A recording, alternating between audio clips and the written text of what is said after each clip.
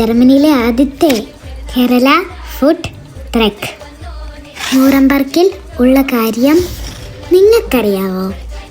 Kerala food അതിൻ്റെ തനതായ രുചിയിൽ കഴിക്കുവാൻ ഇങ്ങ് പോന്നോളൂ. എവിടാണെന്നോ? കേര ബൈറ്റ്സിലേക്ക്.